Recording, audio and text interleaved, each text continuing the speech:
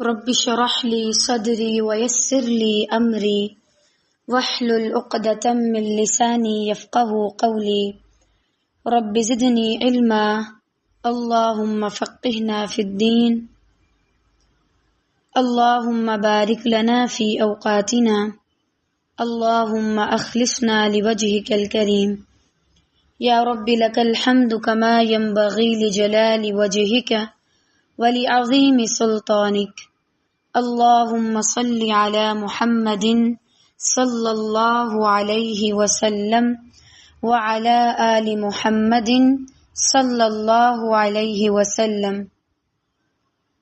اللہ تعالی ہم سب کے والدین اور اساتذہ کرام پر رحم فرمائے اور ان کو دنیا اور آخرت میں بہترین لوگوں میں شامل کرے، ان کو بہترین حالات میں رکھے جنہوں نے ہمیں بہترین بنانے کے لیے کوشش کی۔ الحمدللہ ہم پڑھ رہے تھے پارہ 19 سورۃ الشعراء۔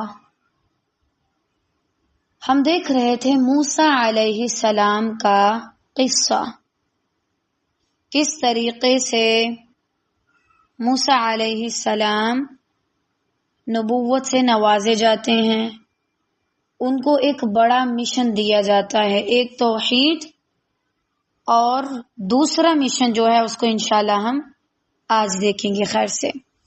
ہم شروع کرتے ہیں آیت 17 سے۔ بسم اللہ الرحمن الرحیم۔ پچھلی آیت میں رب تعالی نے فرمایا تھا جاؤ اور جا کر کہو کہ میں رب العالمین کی طرف سے آیا ہوں، یعنی اس کو اپنا تعارف دو، میرا تعارف دو، رب العالمین کون ہے، کیا چاہتا ہے تم سے۔ اب اس کے بعد دوسرا پہلو، ان ارسل معنا بنی اسرائیل،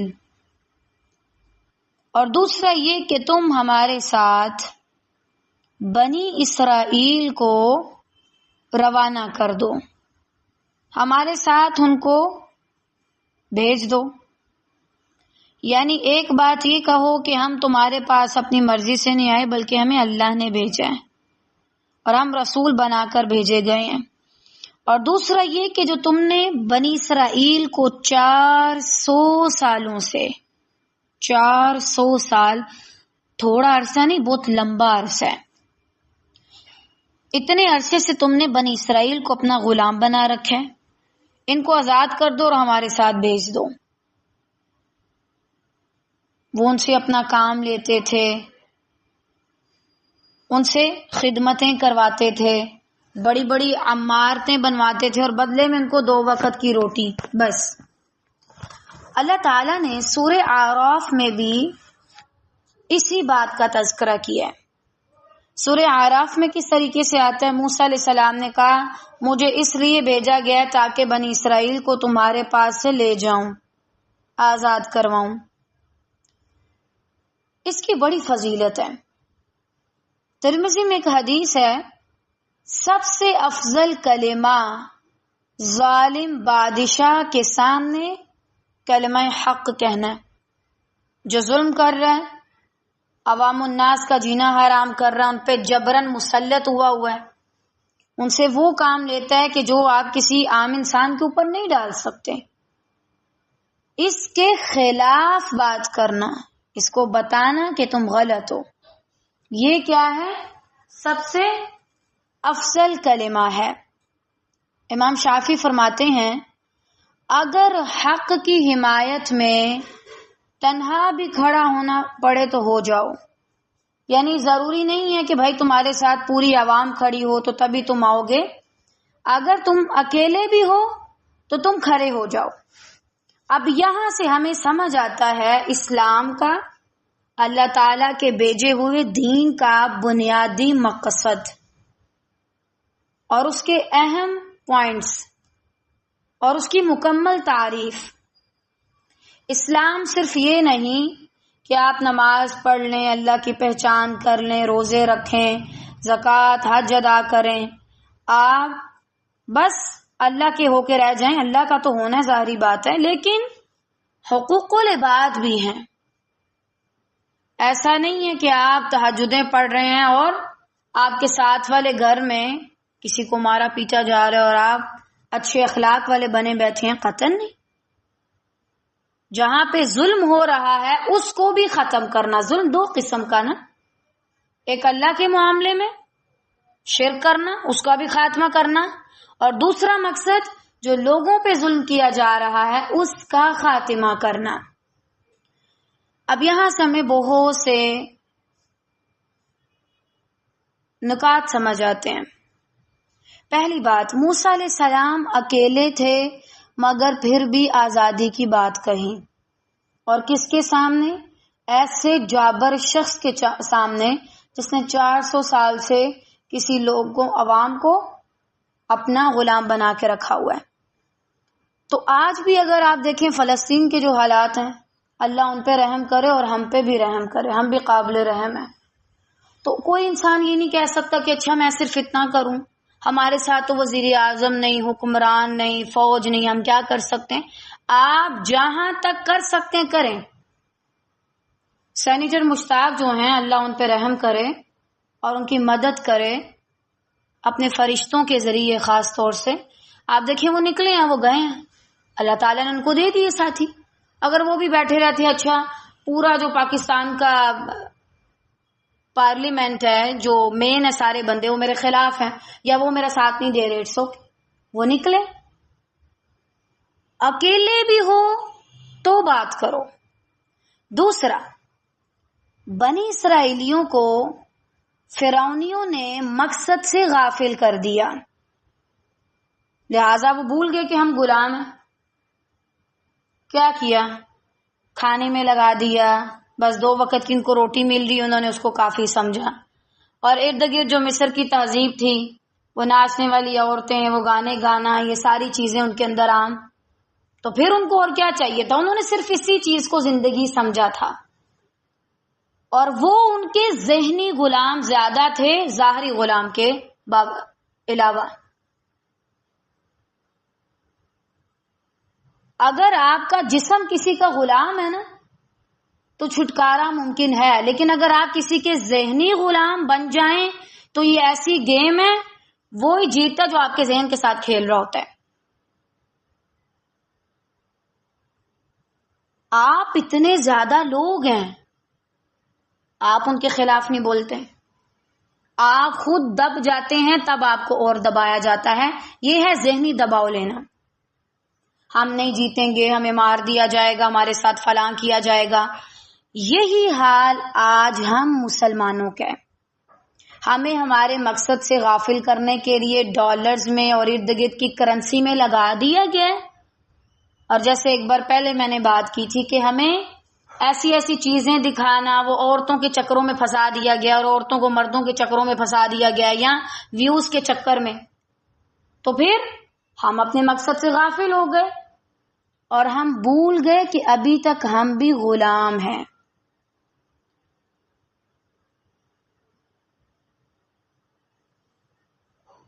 اور ہم نے کبھی کوشش نہیں کی کہ ہم آزادی حاصل کر سکیں. آج فلسطین پہ قبضہ ہے اور ہم مزے سے اپنے گھر میں بیٹھ کے کھا پی رہے ہیں، ہنس رہے ہیں، خوش ہیں. آپ خود غور کریں، آپ نے کتنا عرصہ پہلے ان کے لیے دعا کی تھی. تو اگر آپ داعیے دین ہیں، اب دیکھیں ہمارے ہاں ایک اور چیز بھی ہوتی ہے، ہم نے سیاست کو الگ کر دی ہے اور مولویوں کو الگ کر دی ہے. یعنی حکمران الگ ہے اور مولوی الگ ہے، یہاں سے سارا فساد ہوتا ہے. دیکھیں موسیٰ علیہ السلام ایٹ اے ٹائم نبی بھی ہیں، اور ایٹ اے ٹائم وہ اس قوم کے لیے بات بھی کر رہے ہیں جن پر مسلط ہوئی ہے کوئی اور قوم، ان کو آزاد کروانے کی بات کریے. ہم کیا کہتے ہیں؟ ہمارا مقصد تفسیر پڑھانا، تجوید پڑھانا، حدیث پڑھانا، ہمارا اپنا ادارہ ہے، ہمارا تو یہ مشن ہی نہیں.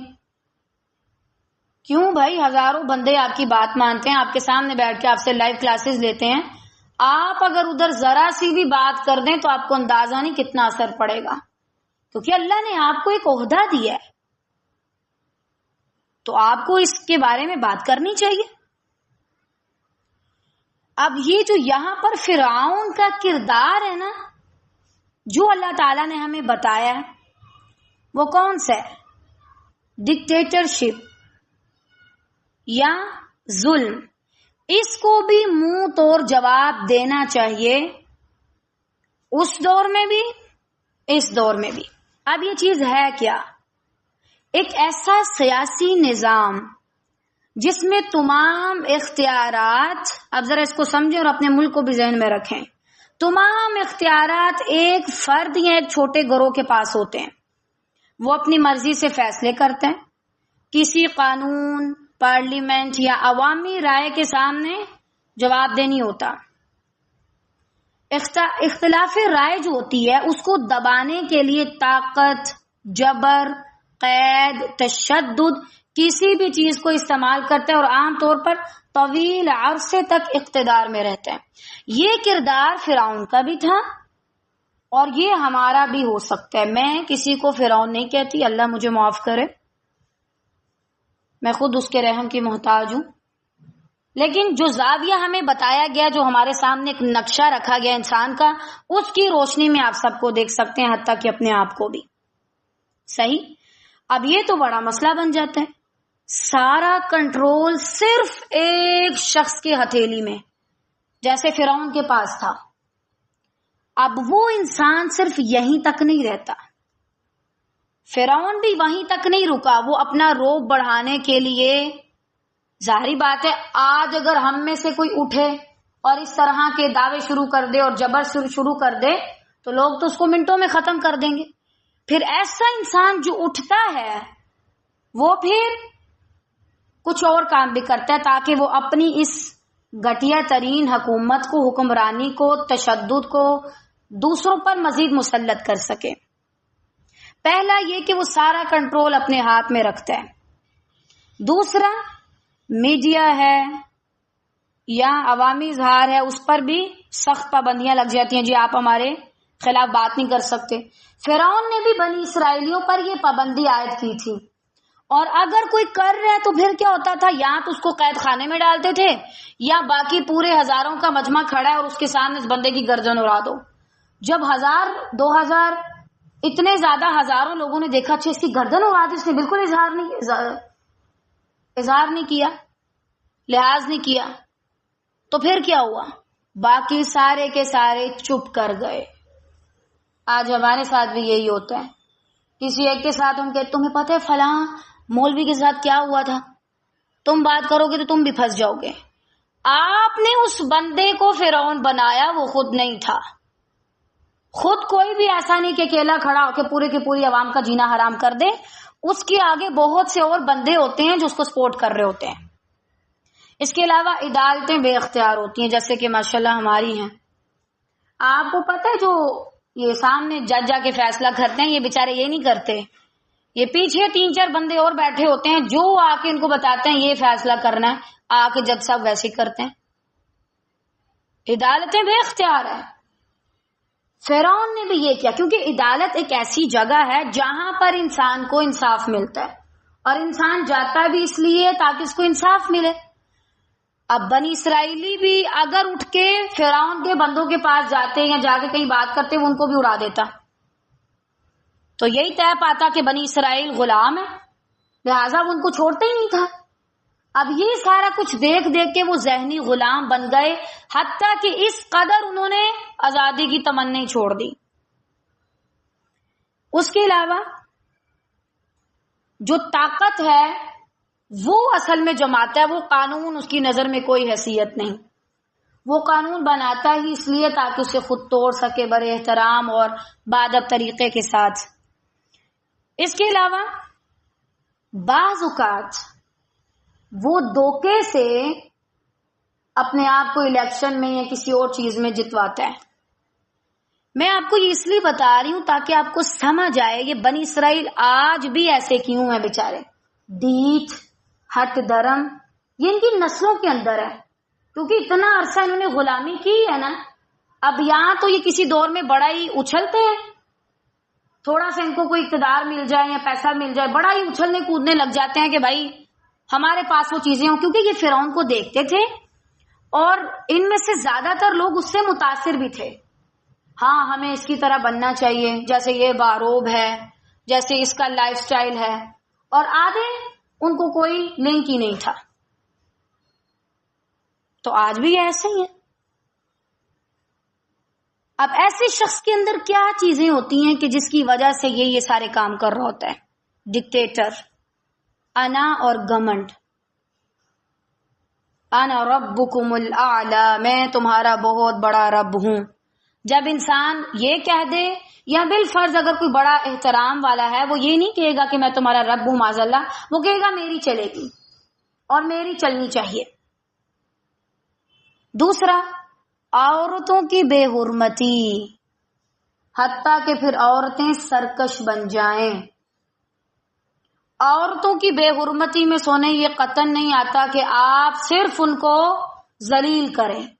عورتوں کی بے حرمتی میں یہ بھی آتا ہے کہ عورتوں کو کھلا چھوڑ دیا جائے، جاؤ جا کر جیسے کپڑے پہننے پہنو، جو کرنا کرو.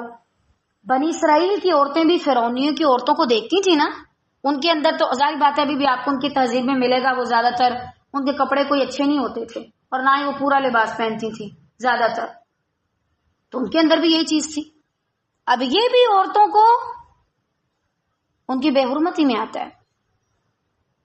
اس کے علاوہ دوسروں کو حقیر سمجھنا، اس کے علاوہ سرکشی کرنا، یہ ساری چیزیں ایسی ہیں جو ایسے سرکش شخص کے اندر جمع ہوتی ہیں. لیکن ہمارا اسلام اس چیز کے بالکل خلاف ہے.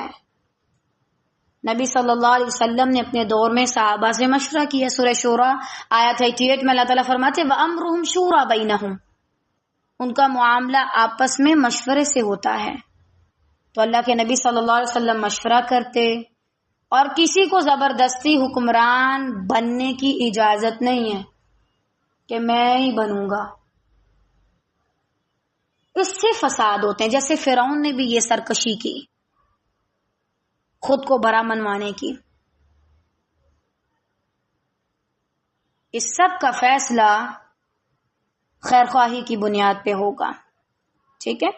اور دوسرا، یہ آیت ہمیں یہ بھی سکھاتی ہے لوگوں کے لیے انصاف، سوشل جسٹس، کہ جو لوگ ہیں، آپ یہ نہیں کہ صرف آپ کے اچھا بس میں آزاد ہوں، میں ٹھیک ہوں. لوگوں کے انصاف کے لیے بات کرنا بھی آپ کا حق بنتا ہے. واللہ طالبات، اگر آپ میں سے کوئی شخص فقط نماز پڑھ رہا ہے، فقط تبلیغ کر رہا ہے، تو بہت اچھا کر رہا ہے. لیکن اگر وہ مسلمانوں کے لیے بات نہیں کر رہا تو وہ بہت غلط کر رہا ہے. آپ دیکھیں موسیٰ علیہ السلام کا قصہ تقریباً ہر پارے میں آتا ہے، اور تقریباً ان پر سورہ القصص بھی ہے ڈیٹیل میں، سورہ غافر بھی ہے، سورہ مؤمن دوسرا اس کا نام ہے. کیوں ہے؟ اسی آزادی کی وجہ سے بھی. اس دنیا میں کسی کو یہ حق حاصل نہیں کہ وہ اللہ کے بندوں کے لیے زمین تنگ کرے، جبکہ اللہ نے خود زمین بنا کر ان کو اس میں بسایا. میرا یا آپ کا قطعاً یہ حق نہیں بنتا. اگر کوئی یہ چیز کر رہا ہے، وہ ظلم کر رہا ہے، اس کے خلاف ہمیں بات کرنی چاہیے، اور جا کے علی اعلان کہو. دیکھو موسیٰ علیہ السلام گئے تھے نا، کیا ہوا؟ اللہ نے مدد نہیں کی. اللہ چاہتا تو راتوں رات فرعونیوں کو غائب کر دیتا، کہیں اور لے جاتا، ان پہ کوئی بیماری طاری کر دیتا، ختم ہو جاتے سارے. نہ، ان کو بھی کہا اب یہ ساری جگہیں چھوڑ کے جاؤ اور ہجرت کرو، تاکہ تم الگ جگہ جا کر اللہ کے احکامات کو فالو کر سکو. کہاں یہ کہ ایک جگہ ہے ہی مسلمانوں کی، وہاں پہ اللہ کے قوانین نافذ ہوتے ہیں، تھوڑے یا زیادہ، اور کوئی آ کے اس زمین کو چھیننا شروع کر دے. نسلی لوگ کبھی بھی اپنی زمینیں کسی اور کو نہیں دیتے، وہ تو زمینیں بیچتے بھی نہیں ہیں. کہاں یہ کہ وہ کسی اور کو ایویں مفت میں دے دیں. لیکن بندے نسلی ہونے چاہیے.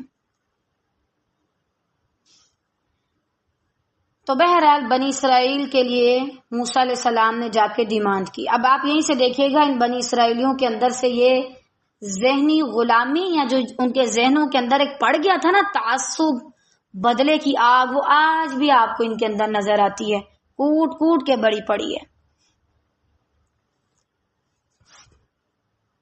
موسیٰ علیہ السلام نے یہ کہا، آگے آپ فرعون کا ذرا جواب سنیں، اور یہ جواب ہمیں بھی اکثر سننے کو مل سکتے ہیں۔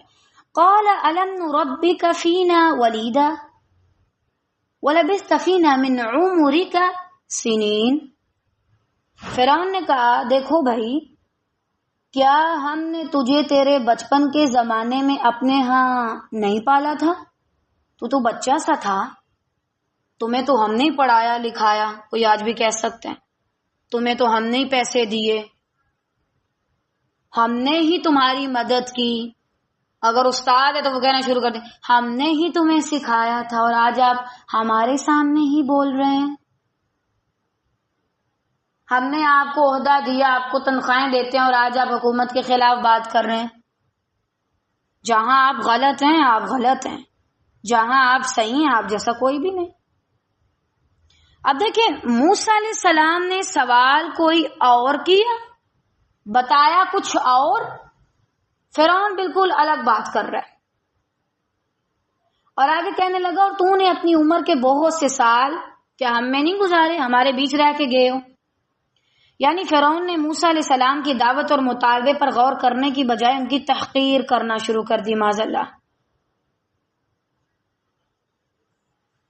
کہ بھائی جس وقت ایسا دور تھا کہ پورے بنی اسرائیل کے بچے قتل کیے جا رہے تھے، تو ہم نے تمہیں زندہ رکھا، اپنی گود میں جگہ دی، محلات میں پالا تمہیں، اس دن کے لیے کیا کہ ہمارے سامنے اکرنا شروع کر دو۔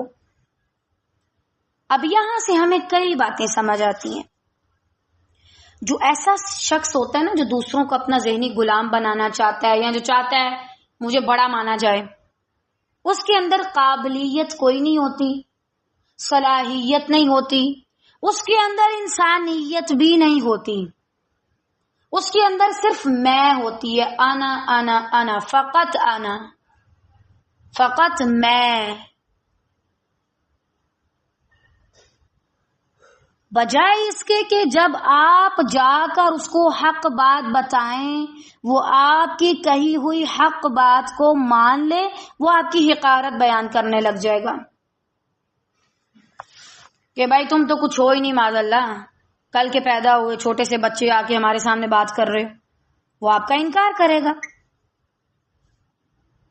اس کے علاوہ یہ بات ہمیں سمجھنے کی ضرورت ہے کہ ہر انسان کہیں نہ کہیں کسی کا محتاج ہوتا ہے۔ وہ الگ بات ہے کہ کوئی آپ کو نوٹ پکڑائے تو آپ کو لگتا ہے احسان ہے، کوئی آپ کو علم دے تو آپ کو کبھی نہیں لگے گا کہ یہ کوئی احسان ہے۔ احسان حالانکہ دونوں ہی نہیں ہے، لیکن ہم سب کہیں نہ کہیں کسی کے محتاج ہیں، اور یہ چیز اللہ نے رکھی ہے، یہ خوبصورتی ہے، بھائی اللہ کا مال اللہ جس سے چاہے جس پہ مرضی لگوائے۔ میں بہت حیران ہوتی ہوں، بعض چیزیں میرے پاس ہوتی ہیں، میرے اپنے پاس، واللہ وہ ساری کی ساری میری نہیں ہوتی، وہ کھانے کی ہو، وہ پہننے کی ہو، وہ کسی اور طرح کی چیز ہو، ضرور نہ چاہتے ہوئے بھی کبھی نہ کبھی اس میں سے کسی اور کو دینا پڑتا ہے، حصہ نکل آتا ہے اس کا، خاص طور سے اپنے بہن بھائیوں کا، ارد گرد والوں کا۔ کبھی کبھی میں سوچتی ہوں اچھا یہ تو ٹھیک ہے، یہ تو بس میرے پاس آ گئی ہے، لیکن نہیں، اللہ تعالیٰ نے اس کو میرے پاس بھیجا ہوتا ہے، لیکن اس میں سے بھی کسی اور کا حصہ دے کے بھیجا ہوتا ہے، وہ اس کے نصیب میں ہوتا ہے، وہ چاہے اینڈ پہ آ کے لے لے چاہے شروع میں آ کے لے لے۔ جس دن ہم انسانوں کو یہ قانون سمجھ آ گیا، ہم میں سے کوئی کسی پہ احسان نہیں کرتا، وہ اللہ ہے جو ہم سے خیر کا کام لیتا ہے، تو اس دونوں طرف کے لیے آسانی ہو جائے گی۔ آپ دیکھیں یہ جو فرعون تھا اس کے اندر یہ چیز کتنی زیادہ تھی، جتلانا، جتا دینا۔ طالبات، اگر اللہ نے آپ سے کوئی خیرخواہی کا کام لیا ہے، اپنے پاس لکھ لیں، کبھی ذکر نہ کریں کہ میں نے یہ کیا تھا۔ کیوں بھائی؟ پیسہ باقی چیزیں الگ ہیں، لیکن علم کا جو تانا ہے وہ سب سے بدترین ہے، آپ کسی کو یہ تانا دیں میں نے تمہیں سکھایا اب تم میرے خلاف کھڑی ہو گئی، اب تم میرے مقابلے میں آؤ گی. بھیا آپ نے کیا اپنی ذات کے لیے مجھے سکھایا تھا؟ آپ نے اس لیے نہیں دیا تھا مجھے علم کہ میں آگے لوگوں کو پہنچاؤں. تو بعض اوقات یہ بھی ہو سکتا ہے. صحیح. اس کے علاوہ آپ دیکھیں موسیٰ علیہ السلام کا جو اس کے بعد رویہ بہت ہمبل ہے، تحمل والا. میں حیران ہو رہی تھی کہ ایک طرف آتا انہوں نے اپنے بھائی کے بال کھینچ لیے، اپنا بازاری بات ہے غصہ نکل ہی جاتا ہے، لیکن ایک طرف فرعون نے بڑے مجمع میں دربار میں اتنی بدتمیزی کی. موسیٰ علیہ السلام بڑے ہمبل ہیں، اور ایون کہ اگلی آیت میں آئے گا انہوں نے قبول بھی کیا ہاں مجھ سے وہ چھوٹی بہت بھول چک ہوئی، چھوٹی موٹی غلطی. اب یہاں سے ایک اور انداز ہمیں پتہ چلتا ہے داعی دین کا صبر. لوگ آپ کو تانے دیں، آپ کے کردار پہ بات کریں، ہاں دیکھا تمہیں تو بولنا بھی نہیں آتا، تمہاری تو بات کرتے کرتے تم تو اٹک جاتے ہو، فلاں ہے یہ ہے وہ ہے. میں سمجھتی ہوں، اللہ مجھے معاف کرے میں کچھ بھی نہیں حالانکہ، لیکن جو میری عقل میں آتا ہے یہ جو کرسی ہے نا استاد والی یا داعی دین والی،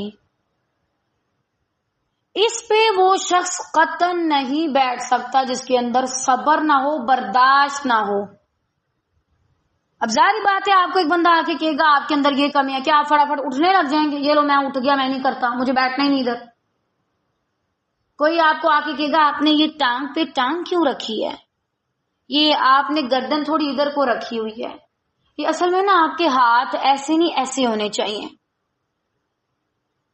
اچھا آپ تھوڑا سا نا پیچھے ہو کے بیٹھیں، تھوڑا سا آگے ہو کے بیٹھیں، دائیں طرف بائیں طرف. یعنی وہ بندہ بھی آ کے آپ کی غلطی نکال رہا ہوتا ہے جس نے شاید اس چیز کو کبھی محسوس نہیں کیا، اس کا اس معاملے میں کوئی تجربہ نہیں، لیکن وہ غلطی ایسے نکالتا ہے کہ جیسے وہ بہت بڑا اس کا کوئی تجربہ ہے خاص، کتنے سال اس نے یہ کام کیا ہے. تو اس پہ کیا ہے ہم برک اٹھے؟ قطعاً نہیں. آپ برکیں گے تو بھائی آپ کا وزن ہلکا ہوگا، آپ کی بات میں کوئی اثر نہیں رہے گا. دن میں 100 بندہ آ کے بولے گا آپ یہاں پہ غلط ہیں، جہاں غلط ہیں اصلاح کریں، جہاں نہیں وہاں پہ تھوڑی سی اسمائل کر دیں بس. ہر کسی کا جواب نہیں دیتے، اور یہ بھی نہیں پھر کہنا شروع کر دیتے اچھا میں تمہیں تمہارے پیسے واپس کر دوں گی، میں تمہیں تمہارا وہ احسان اس کا بدلہ دے دوں گی، میں نے آپ کو کہا تھا آپ کریں. موسیٰ علیہ السلام نے ایسی کوئی بات نہیں کی جو نیگیٹیوٹی میں آتی ہو، بڑا پازیٹیو انداز میں انہوں نے جواب دیا، کیونکہ واقعی اس کا احسان تو تھا نا، اس نے زندہ رکھا، اس نے اپنے محل میں جگہ دی، بس ٹھیک ہے، اتنا ہی بہت ہے. اگر آپ دین کا کام کرنا چاہتے ہیں تو اپنے اندر صبر لے کے آئیں، اور یہ صبر آپ نہ بھی چاہیں نا بیٹا تو آپ کے اندر آہستہ آہستہ انڈیل دیا جاتا ہے. پھر لوگ آ کے پوری تقریر میں صرف یہ کہتے ہیں کہ آپ غلط ہیں، اور آپ بہت ہمبل بیٹھے ہوتے ہیں. شروع میں سب دکھتے ہیں، پھر آہستہ آہستہ ٹھیک ہو جاتا ہے. مثلا آپ اپنے گھر جاتی ہیں، محلے میں جاتی ہیں، دوستوں میں جاتی ہیں، آپ ان کو جا کہتی ہیں آپ یہ غلط کام کریں، یہ نہ کریں، اوکے یہ دیکھو کل تک اس کو اپنا منہ صاف نہیں کرنا آتا تھا اور آج آ کے ہمیں بتا رہی ہے، یہ تو زیادہ ہی بڑی ہو گئی ہے، یہ تو مفتیہ بن گئی ہے، یہ تو فلاں بن گئی ہے. اٹس اوکے، نارمل ہے بھائی، ہر جگہ چلتا ہے، نارمل ہے. دوستوں میں کہہ رہے ہیں، اور خدا نہ خواستہ کوئی ایسی دوست جس کے سامنے بیٹھ کے پہلے آپ گانے سنتی تھی تو وہ آپ کو کیا کہ ہاں دیکھا تم نے کوئی گانا نہیں چھوڑا دنیا جہان کا، سارے سنے ہیں تم نے. جو اپنی اصلاح کر لیتا ہے نا وہ کبھی نہیں بھڑکتا، وہ داعی دین ہمیشہ بھڑک اٹھتا ہے جس کے اندر خود کمی ہو. نبی صلی اللہ علیہ وسلم کی مثال دیکھیں، نبی صلی اللہ علیہ وسلم کا نام ہے محمد صلی اللہ علیہ وسلم. جو مشرکین مکہ تھے وہ کہتے مزمم معاذ اللہ استغفر اللہ. اللہ کے نبی صلی اللہ علیہ وسلم کہتے مجھے کیا، میں تو محمد ہوں صلی اللہ علیہ وسلم، جس کی تعریف کی جاتی ہے، جو تعریف کیا گیا. کوئی آپ کو کہہ رہے آپ یہاں پہ غلط ہیں یا آپ کے ایسی ویسی باتیں کر رہے جس سے آپ کی کوئی رگ دکھ سکتی ہے تو اٹس اوکے. آپ کو پتہ ہے اب آپ ویسے نہیں اور آپ کے رب کو بھی پتہ ہے. صحیح. اور دیکھیں موسیٰ علیہ السلام نے یہ بھی نہیں کیا کہ اچھا اس نے اس طرح کی باتیں کی ہوں تو موسیٰ علیہ السلام کہ اچھا میں جا رہا ہوں، میری ایگو ہرٹ ہو گئی ہے. ایگو کو ذبح کر کے بڑے اچھے سے اس کو دفنا کے پیچھے کر کے پھر آگے جا کے تمہیں کام کرنا ہوتا ہے. ادروائز اگر تم ایگو کو ساتھ لے کے جاؤ گے تو وہ تمہیں فٹافٹ واپس لے آئے گی، تم کام بھی نہیں پورا کر سکو گے. بھرے مجمع میں آپ نے میرے بارے میں ایسی باتیں کی، آپ کو کوئی لحاظ نہیں. اور داعی دین کے لیے صبر کرنا ویسے مشکل کیوں ہے؟ کیونکہ اللہ نے اس کو ایک عہدہ دیا ہوتا ہے. عہدہ جس کے پاس بھی ہو. طالبات آپ دیکھیں، اگر آپ اپنی بہن سے بدتمیزی کرتی ہیں نا چھوٹی سے، اتنا اس کو نہیں لگے گا. بڑی بہن سے کریں گی تو اس کا خون کھول اٹھے گا کہ چھوٹی ہوگی اس نے میرے سامنے زبان چلائی ہے. ایسے ہی ہمارا جس کے پاس جتنا بڑا عہدہ، چھوٹے اگر اس سے بدتمیزی کریں گے اس کو فرق پڑے گا. لیکن یہ اتنا نہیں پڑنا چاہیے، اتنا حاوی نہیں ہونا چاہیے کہ بندہ اپنے مشن سے پیچھے ہٹ جائے. یا تو آپ ساری زندگی اپنی صفائیاں دیتی رہیں گی یا آپ اللہ کے دین کا کام کریں گے. ابھی شاید سے نا ایک آخری پہلو یہ لیجئے طالبات، ہمیشہ یاد رکھیں اللہ آپ کو بڑے بڑے لیول پہ دین کا کام کرنے کا موقع دے خیر اور عافیت کے ساتھ. جب اللہ آپ کو یہ موقع دے، اس بات کو بھی لکھ لیں، اس کو سیٹ کریں اپنے مین ٹارگٹ میں. کبھی آپ نے ایسی عالمہ نہیں بننا کہ ایک بندے نے آپ کے خلاف بات کی، آگے آپ پورا گھنٹے کا بیان ریکارڈ کروا رہی جیسے آج کل کے مفتی بھی کرتے ہیں، اور اس پورے گھنٹے میں آپ اپنا دفاع کر رہی ہیں. میں ایسی نہیں، میں غلط نہیں، میں ٹھیک ہوں، مجھ پہ تنقید نہ کی جائے. تنقید آپ پہ بہت سے لوگ کریں گے، میں نے آپ کو بتایا وہ بھی کریں گے جن کا اس میں ان کو الف با بھی نہیں پتا، جن کو یہ بھی نہیں پتا با کا نقطہ نیچے ہے اوپر ہے، وہ بھی آ کے آپ پہ تنقید کریں گے. تو آپ اپنے مقصد سے ہٹے نا. موسیٰ علیہ السلام اپنے مقصد پہ رہے، اللہ کی پہچان کروانے آئے ہیں، بنی اسرائیل کو آزاد کروانے آئے ہیں، صرف اسی پہ فوکس ہے، اپنی ذات بیچ میں نہیں لائی. آپ پر بھی اگر کوئی تنقید کرتا ہے اس کو بڑے اچھے سے اگنور کر دیں اور آگے اپنا کام کریں. جس گھنٹے میں یا آدھے گھنٹے میں آپ نے اپنی صفائی دینی ہے نا لوگوں کو، اس آدھے گھنٹے میں آپ ایک نیا بیان ریکارڈ کروا کے لوگوں کی اصلاح کر سکتے ہیں. صحیح. کبھی بھی ایسا نہ ہو، ورنہ انسان واقعی میں اپنا مقام کھو دیتا ہے. اس کے علاوہ استاد کو بھی صبر کرنا چاہیے. ٹھیک ہے، استاد بھی اگر نہیں کرے گا تو پھر ذرا مشکل ہو جائے گا. اچھا آگے اگلی آیت میں دیکھیں آگے وہ اور کیا کہتے ہیں. آگے وہ ایک اور تانا دیتے ہیں ان کو، لیکن موسیٰ علیہ السلام کا صبر دیکھیں آپ. وَفَعَلْتَ فَعْلَتَكَ الَّتِي فَعَلْتَ وَأَنْتَ مِنَ الْكَافِرِينَ. اب دیکھیں فرعون کتنے نیگیٹو جملے استعمال کر رہے ہیں، کتنے نیگیٹو الفاظ جو ہے ان کا چناؤ کر رہے ہیں، جبکہ موسیٰ علیہ السلام نے آ کے اس کو کافر نہیں کہا، بڑے پیار سے بات کی. کہنے لگا پھر تو اپنا وہ کام بھی کر گیا جو تو نے کیا، یعنی ہمارا بندہ مار دیا، اور تو ہے ہی کافروں میں سے، یعنی ناشکروں میں سے ہے. کافر کا یہاں پہ مطلب ہے نہ شکری کرنے والا، نہ قدری کرنے والا. تم نے ہماری قدر نہیں کی، وہ معاذ اللہ جیسے ہم اپنی زبان میں کہتے ہیں نا تم نے نمک حرامی کی، خدا نہ خواستہ، یہ اس معنوں میں آپ لے لیں جملہ. یعنی ہمارا کھا کر ہماری قوم کے آدمی کو قتل کر کے اب تم ہمارے خلاف آ کے دوبارہ سے بات کر رہے. تمہیں تو چاہیے تھا تم آتے اور آ کر ہم سے معافیا مانگتے. ٹھیک ہے نا. اب دیکھیں ہو سکتے آپ نے اپنی زندگی کے بہت سے سال کہیں گزارے ہوں، جیسے اس نے کہا تھا 18 میں من عمری کا سنین، لیکن اللہ تعالیٰ آپ کو وہیں پہ بھیج دے کہ جاؤ جا کے اب ان کی اصلاح کرو. یعنی اتنے سال آپ نے انہی کا لائف سٹائل فالو کیا، پھر آپ اتنے سالوں بعد آ کے بولیں تمہارا لائف سٹائل غلط ہے، اس بندے کو تو آگ لگے گی. جب ایسے بندوں کو آگ لگتی ہے تو پھر وہ کیا کرتے ہیں؟ یعنی جب آپ ان کو کہتے ہیں جا کے کہ آپ نے یہ غلط کیا ہے، تو پھر وہ آپ کو وہ چیزیں آپ کی بتانا شروع کرتے ہیں جس میں آپ تھوڑے سے کم ہوں، جیسے آپ کے مالی حالات ٹھیک نہ ہوں، آپ زیادہ مشہور نہ ہو، آپ کا عہدہ تھوڑا چھوٹا ہو۔ وہ الگ بات ہے کہ اللہ کے ہاں عہدوں کی حیثیت اور ہے دنیاوی لحاظ سے۔ اب یہاں سے اس نے کہا کہ تم بڑے احسان فراموش ہو، یہ جملہ ہمیں بھی کہیں نہ کہیں سننے کو ملتا ہے۔ تو یاد رکھیں، جب آپ کسی کی اصلاح کے لیے اسے بتائیں گے کہ تم غلط کر رہے ہو تو وہ یہی سمجھے گا کہ تم احسان فراموش ہو، حالانکہ اسے تو اپنی اصلاح کرنی چاہیے، بجائے اپنی اصلاح کے تنقید کر رہے تاکہ خود کو مطمئن کر سکے کہ میں ٹھیک ہوں۔ اور دیکھیں، آپ ذرا فرعون کی نا نفسیات کو سمجھیں۔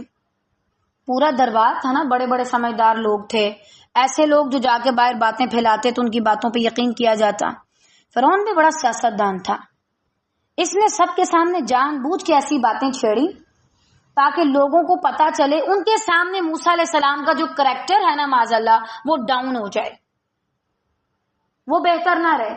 اور یہی ہم بھی کرتے ہیں، دوسرے کے کردار پہ انگلیاں اٹھاتے ہیں۔ کردار پہ انگلیاں اٹھانے والے موسیٰ صفت نہیں ہو سکتے، فرعون صفت لوگ ہیں جو کسی کے کردار پہ انگلیاں اٹھاتے ہیں، اور انگلیاں نہیں، بعض اوقات پورے کے پورے کھڑے ہو جاتے ہیں انسانوں کے خلاف، ان کے کردار کے خلاف باتیں کرنے کے لیے۔ بعض اوقات پورا پورا مجمع اکٹھا کر لیتے ہیں۔ کیا یہ عقل مندی کی بات ہے؟ کیا داعی دین ایسے ہوتے ہیں؟ اللہ کے بندے ایسے ہوتے ہیں؟ تو بہرحال یہ جملہ ہمیں بھی کبھی کبھار سننے کو مل سکتا ہے۔ اگر آپ کو یہ سننے کو ملے اپنے والدین سے، گھر والوں سے، رشتہ داروں سے، سسرال والوں سے، دوستوں سے، اور بڑے افسوس کے ساتھ اساتذہ سے، اللہ ان پہ رحم کرے، ان پہ بھی کہ جن کے دلوں سے ہمارے لیے رحم شاید اٹھا لیا گیا۔ بہرحال یہاں پہ فرعون نے موسیٰ علیہ السلام کو ان کے اپنے کردار کی طرف متوجہ کر دیا۔ بہترین انسان وہ ہوتا ہے جو اپنے کردار پہ دھیان دے بجائے اس کے کہ وہ ارد گرد والوں پر انگلیاں اٹھائے۔ صحیح؟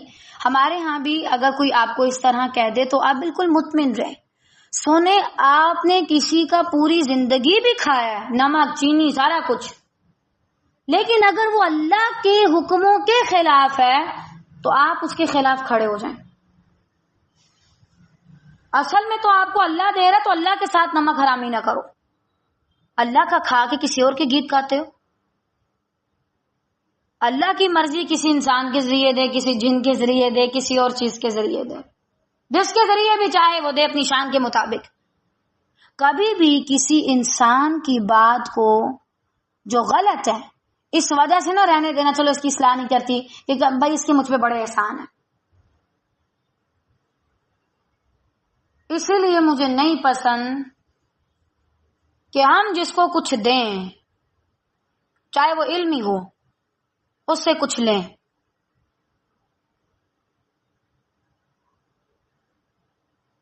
بعض اوقات پھر کیا ہوتا ہے، آپ اس کو وہ بات نہیں کر سکتے، کسی سے ہمیشہ تحفے تحائف لیتے رہنا، یہ بھی ذرا دلوں کو کمزور کر دیتا ہے، ایمان کو بھی کمزور کر دیتا ہے۔ ان میں بھی ذرا اعتدال ہونا چاہیے، بہت اعتدال کے ساتھ۔ جس چیز کی ضرورت نہیں اس کو لینے کی قطعاً ضرورت نہیں، اور جو ضرورت ہے وہ تم تک اللہ پہنچاتا رہے گا، وہ جیسے بھی پہنچائے۔ تو بہرحال یہاں پر ہمیں ایک یہ پہلو سمجھ آتا ہے کہ کسی کی اصلاح کرنے سے کوئی احسان فراموشی نہیں ہوتی۔ اگر یہ احسان فراموشی ہے تو پوری زندگی آپ ایسی گزاریں جیسے ایک احسان فراموش انسان گزارتا ہے۔ ویسے یہ بہت برا لفظ ہے، یہ لفظ اچھا نہیں سمجھا جاتا۔ جو بڑے سیانے لوگ ہیں نا ان کو اندازہ ہوگا کہ یہ لفظ کتنا برا ہے، احسان فراموش۔ تو اگر آپ بھی تبلیغ کرتے ہیں، آپ کو کہا جائے آپ بڑے نہ شکرے ہیں نہ قدرے ہیں، تو بس آپ قبول کرتے جائیں، ہاں ہم ایسے ہیں، کیا کریں اب ہم۔ لیکن آپ اپنی اصلاح کریں، آپ اپنی فکر کریں، اگر کوئی ہمارے لیے الکافر کا لفظ استعمال کرے، ہمارے لیے کوئی ایسی بات کرے، ہم تو تب بھی بھڑک اٹھیں، لیکن موسیٰ علیہ السلام بڑے تحمل کے ساتھ ہیں، سن رہے ہیں. اب یہاں سے ایک اور چیز بھی آپ اندازہ لگا لیں، ضروری نہیں کہ قید خانوں میں یا جن کے کردار کے بارے میں بری باتیں کی جاتی ہیں وہ برے ہی ہوں معاذ اللہ. کبھی کبھی قید میں ڈالے جانے والے یوسف بھی ہوا کرتے ہیں بے قصور، اور کبھی کبھی موسیٰ بھی ہوتے ہیں جن پر اس طرح کے الزامات لگائے جاتے ہیں حالانکہ وہ بے قصور ہیں. تو پھر ہم اور آپ کیا چیز ہیں؟ آپ اس دن ذہنی غلامی سے نکل جائیں گے جس دن آپ کسی کی تنقید پر ناراض ہونا یا کسی کی تعریف پر خوش ہونا چھوڑ دیں گے. اگر آپ ابھی تک بھی کسی کی تعریف سن کے خوش ہو جاتے ہیں، بیٹھے بیٹھے کسی کی تنقید سن کے آپ کا جینا آرام ہو جاتا ہے، تو ابھی تک آپ سیانے نہیں ہوئے، عقل مند نہیں ہے. چاہے آپ 40+ ہیں، 30+ ہیں، چاہے آپ کے بچے ہیں، آپ اسی دن میچور انسان بنیں گے جس دن آپ کو کسی کی تنقید سے بھی فرق نہیں پڑے گا اور کسی کی تعریف سے بھی نہیں فرق پڑے گا. بہن تم کہتی رہو جو تم نے کہنا ہے. لیکن یہاں سے اپنے لیے ایک پوائنٹ لیجئے، کل کو جب میں خیر سے تبلیغ کروں تو مجھے ایسے نہیں کرنا کہ میں جا کے لوگوں کے کرداروں پہ بات کروں. صحیح؟ اور یہاں اگر کوئی مجھے بتانے آیا کہ اچھا تم یہاں پہ اپنی اصلاح کرو، میں کیا کروں؟ تمہیں پتہ ہے ایک وقت تھا تم بھی یہ کام کرتی تھی، تم بھی ایسے بال کھول کے گھومتی تھی، تم بھی غلط تھی. کبھی کسی کو اس کے کیے ہوئے گناہ کا تانا نہ دیں، گناہگاروں سے ڈرا کریں. جب یہی گناہگار توبہ کر لیں اور اللہ ان سے راضی ہو جائے تو یہ عبادت گزاروں سے بھی بہت آگے چلے جاتے ہیں. ایک انسان 70 سال تک صنم کہنے کے بعد صمد کہے تو اللہ اس کو 3 بار لبیک یا عبدی کہے، اے میرے بندے. یہ جو متکلم کا صیغہ ہوتا ہے نا عربک میں اپنی طرف نسبت کرنا، یہ فضیلت کے معنی دیتا ہے اور یہ معرفہ بنا دیتا ہے، یعنی خاص بنا دیتا ہے اس کو. میرے بندے، ایک ہے صرف عبد بندہ اور ایک ہے عبدی میرا بندہ. یہ جو چیز ہے یہ خاص بنا دیتی ہے. تو اللہ تعالیٰ تو یہ کہتے ہیں، تو ہمیں ڈرنا چاہیے. گناہگاروں نے توبہ کر لی تو پھر ہمارا کیا ہوگا؟ اور مختصر یہ کہ جس نے اصلاح نہیں کرنی ہوتی وہ بس یہی کہتا رہتا ہے تم اپنے آپ کو دیکھو.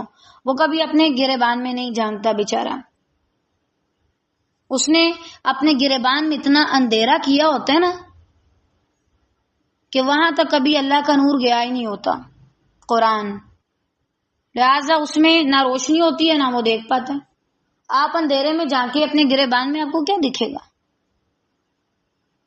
اسی طرح اگر بے علمی کا، لا علمی کا، جہالت کا اندھیرا ہے، گناہوں کا اندھیرا ہے، تو آپ اپنے گریبان میں 100 بار بھی جھانک کے کہیں گے الحمدللہ میرے سے زیادہ پاکیزہ تو کوئی شخص نہیں. وہ جو نور ہے نا، لائٹ ہے، اس کو اس کے ذریعے دیکھو، اس ٹارچ کے ذریعے، پھر تمہیں نظر آئے گا کہ تم کیسے ہو. صحیح؟ تو اپنے اپنے کردار پر ضرور غور کریں. جب مجھے تبلیغ کی جاتی ہے تو میرا کیا رویہ ہوتا ہے؟ کیا میں ادھر ادھر کی باتیں کرنے لگ جاتی ہوں؟ یا کیا اگر میرے کردار پہ کوئی بات کی جاتی ہے تو میں آپے سے باہر ہو کے چلی جاتی ہوں؟ اپنے آپ پر لازماً غور کیجیے.